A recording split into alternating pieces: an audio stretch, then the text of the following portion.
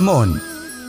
জীবনে যখনই কোনো বস্তু বা সুখ স্বাচ্ছন্দ্য অধিক মাত্রায় আপনার কাছে চলে আসে, তখন নিজেকে শ্রেষ্ঠ মনে করার একটা প্রবণতা দেখা যায়, যা হয় আত্মবিশ্বাসে পরিণত হয়, নয়তো অহংকারে।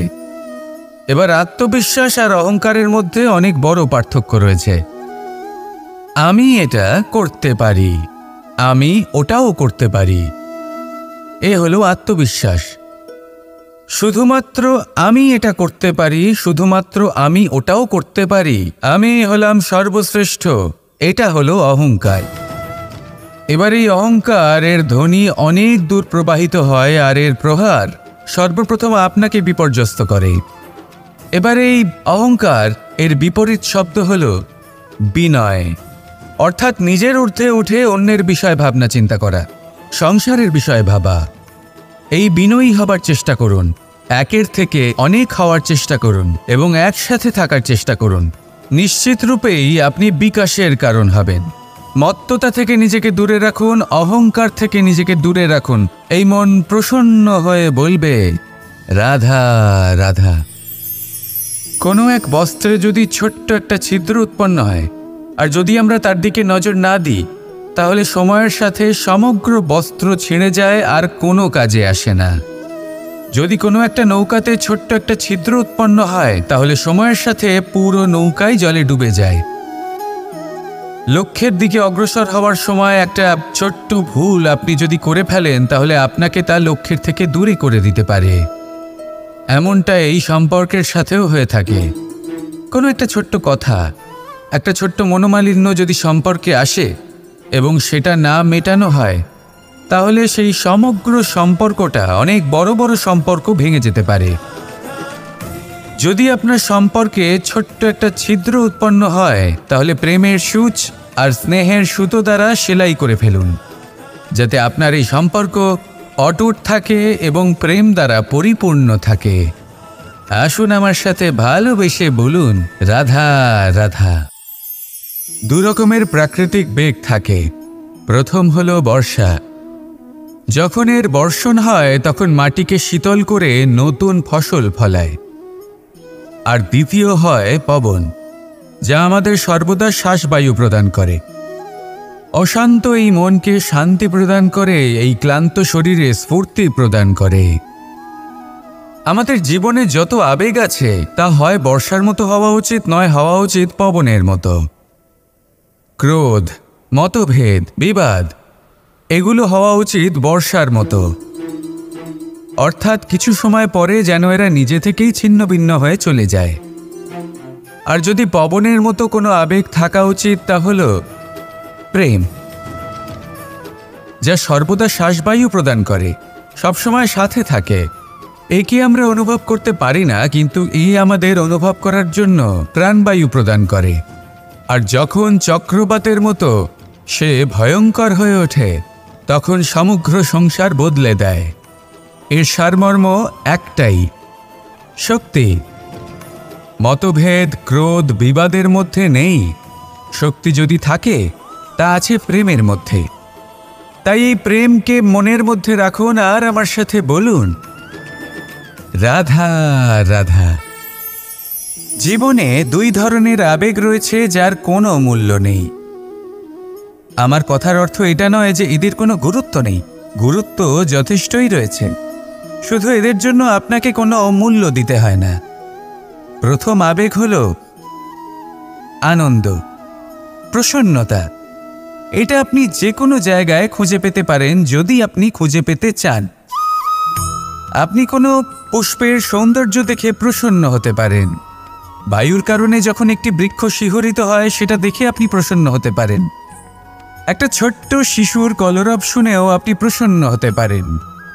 একটা ক্রন্দনরত বালককে হাসিয়ে আপনি প্রসন্ন হতে পারেন।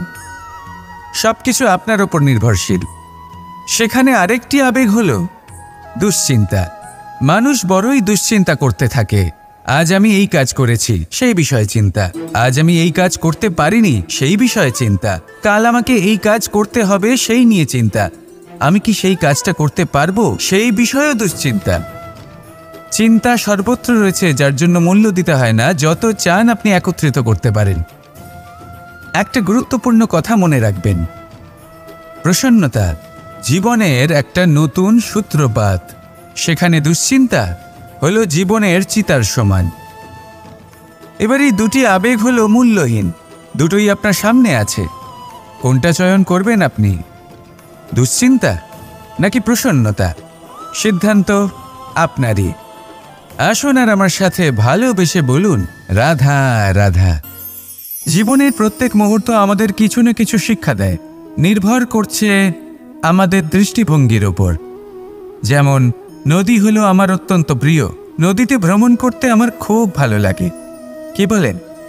নদীতে সবসময় নতুন কিছু থাকে, ও পুরনো কিছুই নিয়ে বসে থাকে না। সবসময় প্রবাহমান, কখনো থামে না। ততক্ষণ থামে না যতক্ষণ না সাগরে গিয়ে সমাহিত হচ্ছে। ঠিক এইভাবেই আমাদেরও উচিত নিজের জীবন অতিবাহিত করা, নদীর মতো। প্রত্যেক মুহূর্ত নতুন, তাই সেইভাবেই জীবনযাপন করুন। পুরনো কিছুই একত্রিত করে রাখবেন না, বিগত স্মৃতির মাঝে নিজেকে হারিয়ে ফেলবেন না। এই যে বর্তমান, এই যে মুহূর্ত, সেটাই হলো সর্বশ্রেষ্ঠ। এর মাঝেই জীবনযাপন করুন, নদীর মতো প্রবাহমান হতে শিখুন। আপনি শিখে গেলে তাহলে মনে রাখবেন, আমার আপনার মাঝে বিচরণ করতে বড়ই ভালো লাগবে।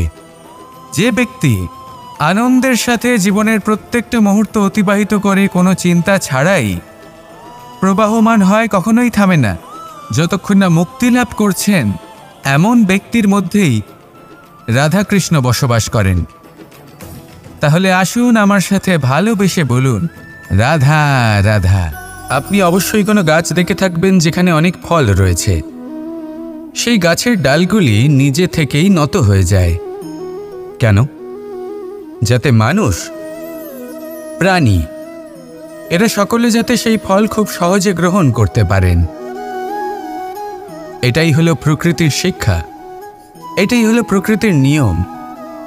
মানুষেরও কিছুটা এরকমই হওয়া উচিত। যদি আপনি সাফল্যের চরম সীমায় পৌঁছে যান, অনেক বেশি ধন অর্জন করে ফেলেন, তখন মনে রাখবেন যে আপনি যেন অহংকারী না হয়ে পড়ে। বিনম্র থাকতে হবে। সেই ধনকে ব্যবহার করতে হবে উচিত কাজের জন্য। সেই ধনের দ্বারা সমাজের মঙ্গল করা উচিত। সকল মানুষকে সাহায্য করা উচিত যাদের ধনের অভাব আছে। যদি ধনী হওয়া সত্ত্বেও আপনি ধনের সদ্ব্যবহার এই সমাজের মঙ্গলের জন্য, তার ভালোর জন্য না করেন, যদি আপনি ধন দান না করেন, তাহলে এই ধন অহংকার রূপী বিষে পরিণত হয়ে আপনাকেই নাশ করবে। তাই ফলে ভরা গাছের মতো নত হয়ে থাকুন, বিনম্র হয়ে থাকুন, দান করুন, আর আমার সাথে ভালোবেসে বলুন রাধা রাধা। মধু কারই না পছন্দ বলুন তো? অত্যন্ত সুস্বাদু হয় এই মধু, মিষ্টি খেতে হয় এবং তা শক্তিও প্রদান করে। এবং প্রত্যেকটি মিষ্টি পদার্থের মতোই এতেও খুব তাড়াতাড়ি পিঁপড়ে ধরে যায়। অন্যদিকে যদি নুনকে দেখি, তাহলে বছরের পর বছর রাখলেও এতে পিঁপড়ে ধরে না।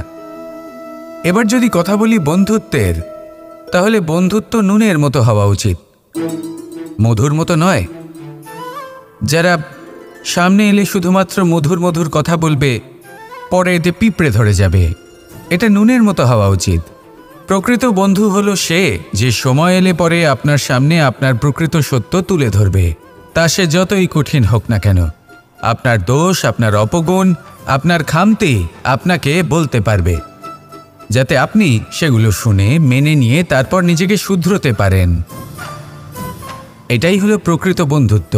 কখনো নিজের জীবনের আশেপাশে মন দিয়ে দেখবেন, অনেক সময় এমন মানুষ থাকেন, অনেক বন্ধু থাকেন, যাদের দেখে আমাদের মনে হয় যে এনারা খুব কঠোর, এনাদের কথা খুব কটু।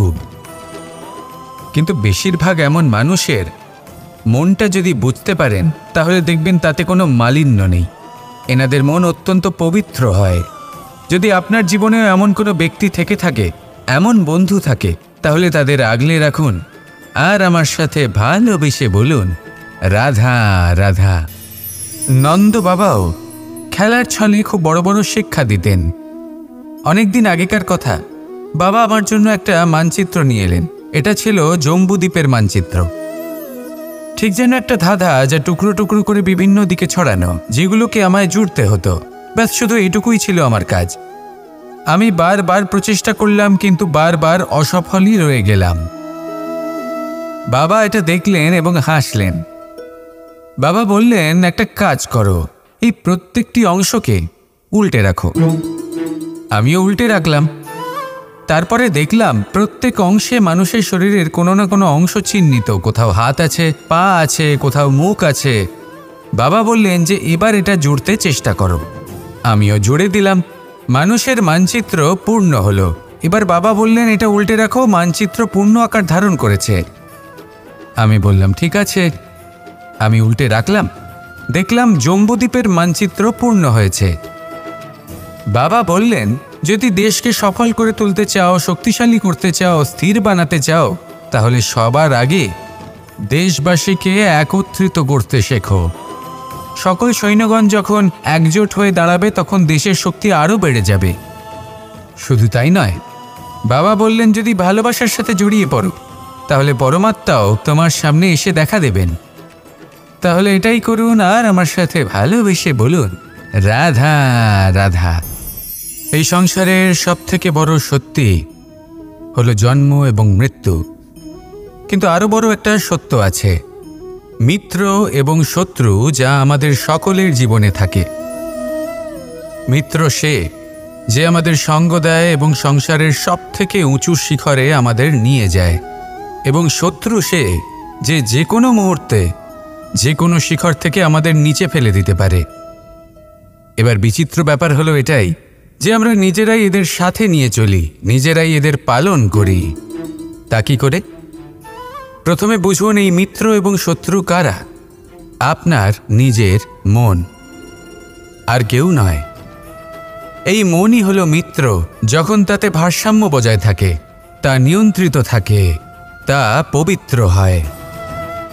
কিন্তু যদি এই মন অনিয়ন্ত্রিত হয়ে পড়ে, যদি আপনাকে সে নিয়ন্ত্রণ করতে শুরু করে, তখন সেই আপনার সবথেকে বড় শত্রু হয়। সেই জন্য এই মনের ওপর নিয়ন্ত্রণ রাখতে শিখুন, এতে ভারসাম্য বজায় রাখতে শিখুন। তাহলে আপনি এমন এক বন্ধুকে পাবেন যে আপনাকে এই সংসারের শিখরে পৌঁছে দেবে। আসুন আমার সাথে ভালোবেসে বলুন, রাধা রাধা। মুক্তোর এই মালা দেখতে কত সুন্দর হয়, তাই না? যিনি ধারণ করেন তাকেও এটা শীতলতা প্রদান করে, আর যে ব্যক্তি দেখে তার চোখও এই দৃশ্য দেখে শান্তি উপলব্ধি করে।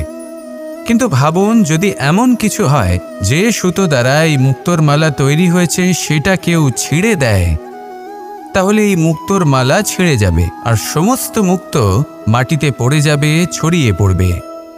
তখন কি আমরা এটা ভাববো যে এটা তো মাটিতে পড়ে থাকা বস্তু, এটা আমি তুলব না? ভাববো না, তাই না? আমরা নিচু হয়ে একটা মুক্ত কুড়িয়ে নিই এবং আবার এদের সুতোর মধ্যে প্রবেশ করাই। কেন? কারণ এই মুক্ত হলো বহুমূল্য। এতে কোনো সন্দেহ নেই যে এই মুক্ত হলো বহুমূল্য। কিন্তু এর থেকেও অনেক বেশি বহুমূল্য হলো আমাদের জীবনে আমাদের সম্পর্ক, আমাদের বন্ধু বান্ধব। এই সম্পর্কেও কখনো কখনো বিবাদ হয়, মনোমালিন্য হয়, এগুলোও ছড়িয়ে যায়। আর সেই সময় এই মুক্তোর মতোই নত হয়ে আমাদের এই সম্পর্কগুলিকে হাতে তুলতে হবে, এদের জুড়তে হবে, এদের আগলে রাখতে হবে, কারণ এদের থেকে বহুমূল্য আর কিছুই নেই। আর যদি এই কাজটা আপনি শিখে নিতে পারেন, তাহলে আপনার জীবনের এই সম্পর্ক, এই বন্ধুত্ব সবসময় আপনাকে বল প্রদান করবে, আনন্দ প্রদান করবে, আর এই মন সুপ্রসন্ন হয়ে বলবে, রাধা রাধা। হয়তো আপনার মনে কখনো এই প্রশ্ন আসতে পারে যে ইমারত কেন নির্মাণ করা হয়, কেন উৎসব পালন করা হয়, কেন মানুষ নিজেদের জন্মদিন পালন করেন, কেন দোল, বিজয়া দশমী, রাখি, দীপাবলির মতো উৎসব পালন করা হয়? যদি এগুলো পালন না করা হয় তাতে কি যায় আসে? যদি এই দোল উৎসব পালন না করা হয়, তাহলে কি এই সংসার ভুলে যাবে যে নারায়ণের প্রতি ভক্তির কারণে ভক্ত প্রহ্লাদকে অগ্নি স্পর্শও করতে পারেনি? যদি বিজয়া দশমী পালন না করা হয়, তাহলে কি এই সংসার ভুলে যাবে যে এই দিনে শ্রীরাম রাবণকে বধ করেছিলেন? যদি আমরা দীপাবলির এই উৎসব পালন না করি, তাহলে কি এই সংসার এটা ভুলে যাবে যে অযোধ্যাতে অমাবস্যার এমন এক রাত এসেছিল যে রাত্রে অযোধ্যা পূর্ণিমার থেকে বেশি উজ্জ্বল হয়ে উঠেছিল? যদি এই রাখি উৎসব পালন না করা হয়, তাহলে কি এই সংসারের ভাই এবং বোনেরা একে অপরের প্রতি ভালোবাসা কি সেটা ভুলে যাবেন? বিষয়টা ভুলে যাওয়ার নয়, বিষয়টা হলো মনে রাখার। যখন জীবনে আমরা কোনো একটা স্থানে পৌঁছই, উপলব্ধিগুলোর উৎসব পালন করি, যাতে সেই মুহূর্তে আমরা সকলের মধ্যে আনন্দ ছড়াই এবং মানুষ সেই মুহূর্তটা মনে রাখেন। এই স্মৃতিগুলোই মানুষের মধ্যে বিশ্বাসের জন্ম দেয়। এই বিশ্বাস যে আগামী যেদিন আসছে তাতে আরও আনন্দের সম্ভাবনা রয়েছে। ভালোবাসার এই উৎসব, ভালোবাসার এই পার্বণ, এটা মানুষের মনে বিশ্বাসের জন্ম দেয় যে প্রত্যেক যুগে কেউ না কেউ এসেছে এবং পরবর্তীতেও আসবে। তাহলে আসুন আমরা ডুবে যাই আমার লীলার এই প্রেম যাত্রায় এবং ভালোবাসার এমন একটা উৎসব পালন করা যাক যা এই সংসার যুগ যুগ পর্যন্ত মনে রাখবে। তাহলে আসুন আর আমার সাথে ভালোবেসে বলুন, রাধা রাধা। এই হলো এক আম গাছ, আর খুব যত্ন সহকারে আমি এটা বড় করেছি। প্রথমে বীজ বপন করেছি, তারপর সিঞ্চন করেছি, তারপর এর থেকে অঙ্কুর বেরিয়েছে, তারপর দিন প্রতিদিন আমি এতে জল দিয়েছি। আস্তে আস্তে ওর পাতা বেরিয়েছে, তারপর ও একটা গাছের আকার ধারণ করেছে। এইভাবেই যদি প্রতিদিন আমি ওর দেখাশোনা করি, তাহলে নিশ্চিত রূপে এর শিকড় আরও দৃঢ় হবে এবং একটা বিশাল গাছের আকার ধারণ করবে, যার থেকে কিছু ডাল জন্ম নেবে, আর তাতে আমি পাবো কিছু মিষ্টি সুস্বাদু আম ফল। এবার আম তো সকলের প্রিয়, সকলের পছন্দের ফল, সকলে খেতে চান। কিন্তু আম পাওয়ার জন্য আগে আপনাকে সেই গাছের যত্ন নিতে হবে। যদি আপনি গাছ লাগিয়ে তারপর ভুলে যান, তাহলে সেই গাছের কি হবে? তার অস্তিত্বটাই মুছে যাবে, তাই না? আমাদের সম্পর্কগুলো কিছুটা এরকমই হয়। যদি সম্পর্ক জুড়ে আপনি ভুলে যান, তাহলে তার অস্তিত্বই মুছে যাবে। তাই শুধুই সম্পর্ক গড়বেন না, তাকে পালনও করুন। নিশ্চিত রূপে আপনার এই সম্পর্করূপী বৃক্ষের ডালে আনন্দের মিষ্টি সুস্বাদু আম ফল নিশ্চয়ই পাওয়া যাবে। তাহলে প্রত্যেক দিন প্রত্যেক সম্পর্ক পালন করুন, তার থেকে আনন্দ লাভ করুন। এই মন ভালোবেসে বলবে, রাধা রাধা।